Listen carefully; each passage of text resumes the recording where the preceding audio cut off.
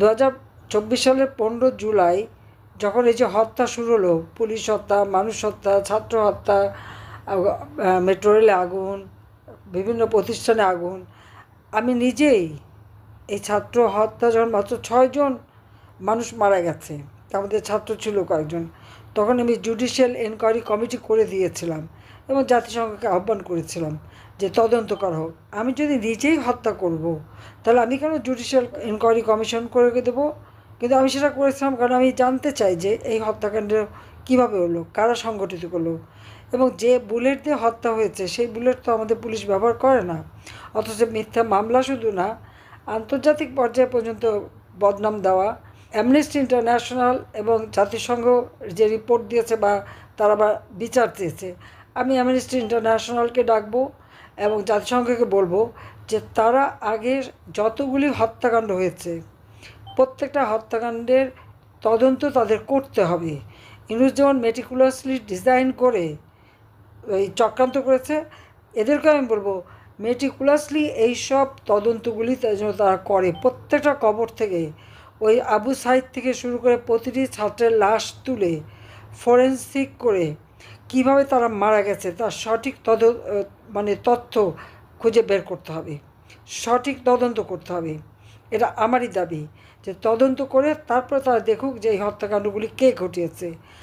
আমি এখানে মানুষ হত্যা করতে আসিনি, আমি মানুষের কল্যাণ করেছি, আমি উন্নতি করেছি, আমি দুর্নীতি করতে আসিনি, সাধারণ মানুষের জীবনমান উন্নতি করেছি। সেখানে আমার অপরাধটা কী? আজকে এই মিথ্যা তথ্য দিয়ে, এবং এই প্রতিবেদনটা বিবিসি যখন করলো, তার তো উচিত ছিল সারা গ্রাম বাংলাদেশ ঘুরে দেখা, প্রত্যেকটা পরিবারের সাথে কথা বলা, ক্ষতিগ্রস্ত পরিবার, কত ঘরে আগুন দিয়েছে, কত ইন্ডাস্ট্রিতে আগুন দিয়েছে, হাসপাতালে আগুন দিয়েছে, হোটেলে আগুন দিয়েছে, সেখানে মানুষ পুড়ে মারা গেছে। 32 নম্বর যখন আগুন দিয়েছে সেখানেও 3 জন মানুষের লাশ পাওয়া গেছে 32 নম্বর রোডের উপরে। তো এই লাশগুলি কারা করলো, এই হত্যাকাণ্ডগুলি কারা করলো, এটা তো তাদের খুঁজে দেখা উচিত ছিল। জাতিসংঘের এনকোয়ারি কমিশন যখন এসেছে, আমাদের দলের পক্ষ থেকে যারাই কথা বলেছে একটা কথারও তারা গুরুত্ব দেয়নি। ওই ইউনুসের যে মেটিকুলাস ডিজাইনের অংশ হিসেবে ইউনুস সেন্টারে বসে তার যে 40 জন প্রতিনিধি আছে যাদেরকে মাসোহারা দিয়ে রাখে, কন্টেন্ট তৈরি করে, মনে হলো যেন সেই কন্টেন্টের ভিত্তিতেই এইসব প্রতিবেদন দেওয়া হয়েছে এবং আমার নামে মিথ্যা অপবাদ দিয়ে আজকে বলছে আন্তর্জাতিক আদালতে বিচার। হ্যাঁ, আমিও চাই আন্তর্জাতিক আদালতে বিচার, কিন্তু সেই বিচার হওয়ার আগে ওই ইউনুসের কন্টেন্ট দিয়ে হবে না। এখানে আসল এক্সপার্ট নিয়ে এসে প্রত্যেকটা হত্যার তদন্ত করতে হবে, প্রত্যেকটা হত্যার তদন্ত করে এর সঙ্গে কে দায়ী সেটাই খুঁজে বের করতে হবে।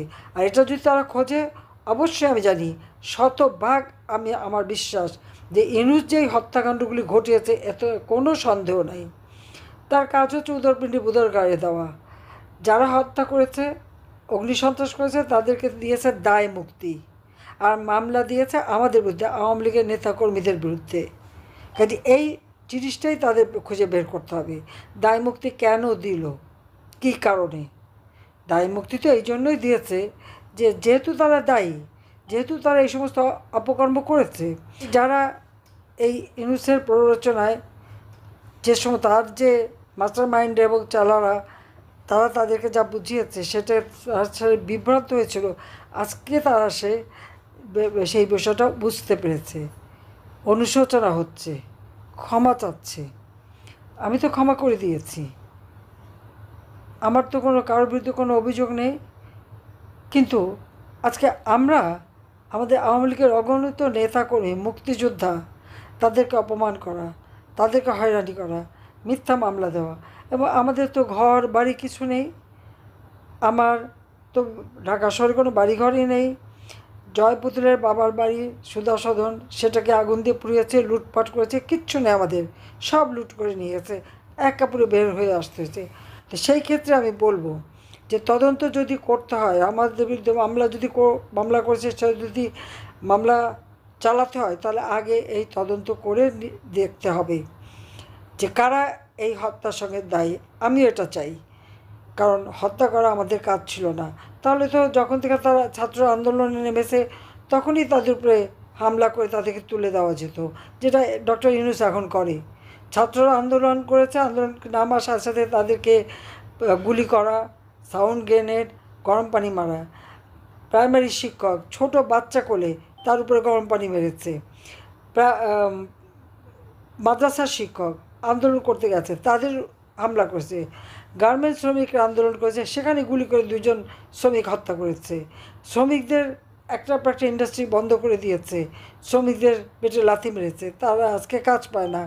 এগুলি কারা করেছে? এগুলি অপরাধ না? আর হত্যাকাণ্ড তো এখনও চলছে, আজ পর্যন্ত চলছে। গত 2 দিন আগেও আমাদের যুবলীগের এক নেতাকে হত্যা করেছে। একের পর এক তারা হত্যাকাণ্ড করে যাচ্ছে এবং এর কোনো বিচার নাই, কোনো নালিশ করার জায়গা নেই, মামলা করা যাবে না। যারা ক্ষতিগ্রস্ত তারা মামলা করতে পারে না, কিন্তু আমাদের বিরুদ্ধে মামলা একটার পর একটা, 450-র উপর মামলা, সব নাকি হত্যাকাণ্ড। আর 1400 মানুষের যে তালিকা জাতিসংঘ ঘোষণা করেছে, অ্যামনেস্টি ইন্টারন্যাশনাল রিপোর্ট, তারাও সেই 1400 বলেছে। আমি তাদেরকে চ্যালেঞ্জ দিচ্ছি, সেই 1400 নাম তারা বলবে। আর যে লিস্ট গেজেট করেছে সরকার, 832 জন না কতজন, ওই গেজেটে যাদেরকে মানে নিহত শহীদ বলেছে, প্রত্যেকটা কেস তদন্ত করে দেখুক এর মধ্যে কতটা ফাঁক আছে।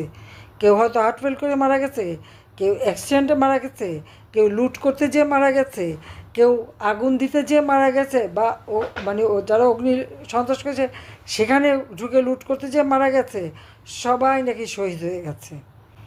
তো এমনকি আমার বিরুদ্ধে যত হত্যাকাণ্ড মামলা, অনেকে তো জীবিত হয়ে ফিরে এসেছে। তাহলে কিসের বিচার করবে? ইউনুস করেছে সেই 7.62 বুলেট দিয়ে মানুষ হত্যা, আর সে দোষটা পাচ্ছে এখন আমার উপরে। আন্তর্জাতিকভাবে আমার সমস্ত ইমেজ নষ্ট করার জন্য এই মিথ্যা অপবাদ ছড়িয়ে বেড়াচ্ছে। তার টাকা আছে, যে জনগণের অর্থ আত্মসাৎ করে বিরাট অঙ্কের টাকা। আর তাছাড়া এদিকে সেই আমেরিকানদের টাকা, কারণ আমেরিকানদের কাছে তার টাকা নেওয়া এবং তার কাজটা কি আমার দেশটাকে ধ্বংস করা। বঙ্গোপসাগরে তাদের ঘাঁটি, করিডোর দেওয়া, অর্থাৎ আমার সাগরও বেচবে, আমার করিডোরও বেচবে, আমার পোর্টও বেচবে। দেশ আজকে সেন্ট মার্টিন দ্বীপে এই 10 মাসে কেউ যেতে পারেনি। সেন্ট মার্টিন দ্বীপে কোথায়, কেন যেতে পারেনি? সেন্ট মার্টিন বিক্রি করে দিল নাকি? সেটাও খোঁজ নেন। তো দেশ বিক্রি করে, আমি বঙ্গবন্ধু শেখ মুজিবের মেয়ে, আমি তো দেশ বিক্রি করে ক্ষমতা থাকতে চাইনি, কিন্তু আজকে তারা সেটা করেছে। আর সর্বনাশ করে দিচ্ছে কি বাংলাদেশের, আজকে অর্থনীতি ধ্বংস। এমনকি দিন আনি দিন খাই, তারাও আজকে কোনো অর্থ উপার্জন করতে পারে না। ওয়ার্ল্ড ব্যাংকেরই হিসাব হচ্ছে 30 লক্ষ মানুষ দরিদ্র সীমায় নেমে গেছে, অথচ আমি এই 15 বছরে 5 লক্ষ মানুষকে অতি দরিদ্র থেকে মধ্যবিত্তে উন্নীত করেছি। তো আমার অপরাধটা কোথায় সেটা আমি জানতে চাই। আমাদের ছেলে মেয়েদের অপরাধ কী? তাদের বিরুদ্ধেও সে লেগে আছে। আর ইউনূসের বিরুদ্ধে তো মামলা আছেই, ক্ষমতা যেয়েই সব মামলা সে প্রত্যাহার করে নিয়েছে, আর আমাদের মামলা দিয়েছে। ঠিক আছে, মামলা দিক, সততার একটা শক্তি আছে, আমরা সততার সাথে চলেছি, কাজে সে আত্মবিশ্বাস আছে। আন্তর্জাতিকভাবে তার পয়সা আছে, অপপ্রচার চালাতে পারে, কিন্তু সত্যের জয় একদিন হবে। আজকে যাদের সামনে কথা বললাম, প্রত্যেকেই তো আজকে ভুক্তভোগী। কারোর তো জীবনে শান্তি নাই, নিরাপত্তা নাই। মেয়েরা আজকে সন্ধ্যা পরে ঘর থেকে বেরোতে পারে না, কোনো ভালো একটা চাকরি করতে পারে না, কাজ করতে পারে না। এটা কেন হবে? কই আমার সময় তো এরকম ছিল না। আমি তো সবার জীবনটাকে নিরাপদ রেখেছিলাম, শান্তি দিয়েছিলাম, অর্থনৈতিক উন্নতি দিয়েছিলাম, সমৃদ্ধির পথে বাংলাদেশ এগিয়ে যাচ্ছিল, খাদ্যের নিরাপত্তা ছিল, সবই ছিল। কিন্তু আজকে এই সুদখোর খুনি ইউনূস ক্ষমতা এসে যত পারে দেশটাকে ধ্বংস করবে। দেশটাকে ধ্বংস করে এই দেশের মানুষ আবার ভিক্ষার ঝুলি নিয়ে নামুক, সেটাই সে চায়। তার মধ্যে কোনো দেশপ্রেম নাই। সে বিদেশে অর্থ বিনিয়োগ করে, এত টাকা পেল কোত্থেকে?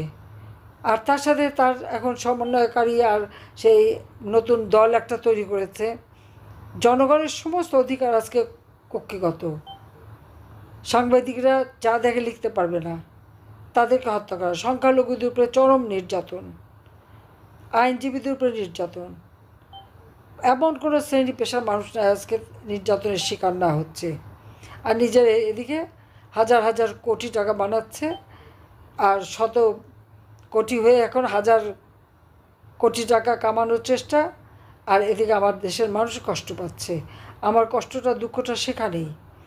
যখন আমার বিরুদ্ধে আন্দোলন, এই মেয়েরা আর ছেলেরা যখন আন্দোলন করে গভীর রাত পর্যন্ত, তাদের রীতিমতো আমার বিরুদ্ধে স্লোগান দেয়, আর আমি তাদের প্রোটেকশন দিই যে কোনো মতে তাদের কোনো ক্ষতি না হয়।